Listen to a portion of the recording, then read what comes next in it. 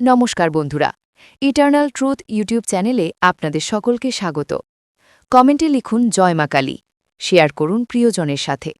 চ্যানেলটিতে যদি নতুন হয়ে থাকেন সাবস্ক্রাইব করুন আরও নতুন নতুন গল্পের জন্য। আজকের আধ্যাত্মিক কাহিনী। আজ আমরা জানব মা কালী ও মা তারার মহাযুদ্ধ। হিমালয়ের নীলাভ শিখর, শ্মশানের ধূসর ছাই আর মহাকাশের নিস্তব্ধতার মাঝে এক অলৌকিক ঘটনা ঘটেছিল। সেই ঘটনা আজও সাধকদের হৃদয়ে কম্পন তোলে। এটি কেবল যুদ্ধের গল্প নয়, এটি শক্তির, মায়ার, অহংকার ভাঙার এবং আত্মজাগরণের কাহিনী। এই কাহিনীর কেন্দ্রবিন্দুতে আছেন দুই মহাশক্তি, মা কালী এবং মা তারা। দুজনেই আদ্যাশক্তির ভিন্ন ভিন্ন রূপ, কিন্তু কেন তাদের মধ্যে যুদ্ধের প্রয়োজন হল? ত্রিলোকে তখন অশান্তি। অসুররাজ ক্রোধাসুর তপস্যা করে ব্রহ্মার কাছ থেকে বর পেয়েছিল, তোমাকে কোনো পুরুষ দেবতা পরাজিত করতে পারবে না। বর পাওয়ার পর সে স্বর্গ মর্ত পাতাল জয় করতে শুরু করল। দেবতারা পরাজিত হয়ে আশ্রয় নিলেন কৈলাসে। কৈলাসে বসে মহাদেব শিব ধ্যানমগ্ন। দেবতারা কাতর কণ্ঠে প্রার্থনা করলেন, প্রভু রক্ষা করুন। শিব ধ্যান ভেঙে মৃদু হেসে বললেন, যখন পুরুষ শক্তি ব্যর্থ হয় তখন জাগে নারী শক্তি। শিবের কপাল থেকে বেরোল অগ্নিশিখা। সেই অগ্নিশিখা রূপ নিলেন ভরমপুরী মহাকালী।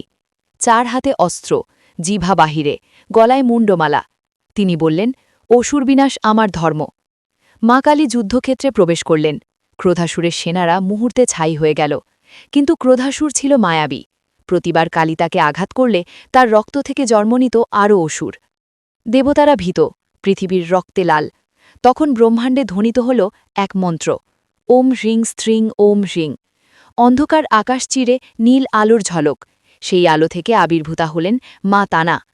তিনি শান্ত অথচ ভয়ঙ্কর, নীলবর্ণা, করুণাময়ী কিন্তু তেজস্বিনী। তিনি বললেন, কালী, রক্ত থামাতে হবে, ক্রোধ দিয়ে নয়, জ্ঞান দিয়ে। কালী গর্জে উঠলেন, আমি ধ্বংসের শক্তি, আমাকে থামাবে কে? কালী ও তারা মুখোমুখি। 2 দিক থেকে শক্তির স্রোত ছুটে এলো। আকাশ কাঁপছে, পৃথিবী বিদীর্ণ, সমুদ্র উত্তাল। দেবতারা স্তব্ধ। কালী ত্রিশূল নিক্ষেপ করলেন। তারা তা পদ্মে পরিণত করলেন।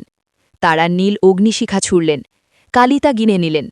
যুদ্ধ শুধু অস্ত্রের নয়, এটি শক্তি ও জ্ঞানের দ্বন্দ্ব। হঠাৎ যুদ্ধ থেমে গেল। মহাশূন্যে শোনা গেল আদ্যাশক্তির কণ্ঠ, তোমরা দুজন পৃথক নও।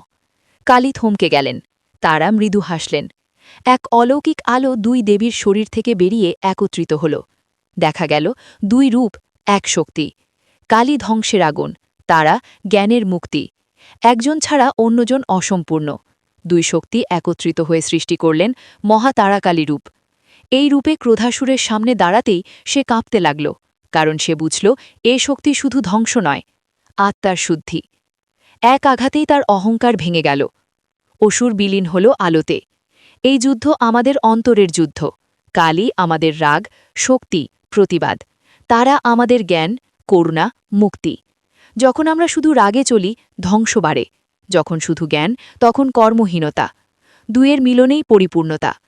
কৈলাসে ফিরে কালী ও তারা একে অপরকে প্রণাম করলেন। মহাদেব মৃদু হাসলেন। শক্তি এক, রূপ বহু। আজও শ্মশানে যখন কালী পূজিত হন আর তারা মন্দিরে যখন প্রদীপ জ্বলে, সেই মহাযুদ্ধে স্মৃতি বাতাসে ভেসে বেড়ায়। যে ভক্ত অন্তরের অহংকার দূর করে শক্তি ও জ্ঞানকে এক করে, তার জীবনেই ঘটে প্রকৃত বিজয়া। ধ্বংস ও করুণা একই শক্তির 2 দিক। অহংকারী প্রকৃত অসুর, নারী শক্তি সৃষ্টির মূল। কালী ও তারা আমাদের অন্তরের শক্তির প্রতীক। এই ছিল আজকের আধ্যাত্মিক কাহিনী। আপনাদের এই গল্পটা যদি ভালো লেগে থাকে, লাইক, কমেন্ট, শেয়ার, সাবস্ক্রাইব অবশ্যই করবেন।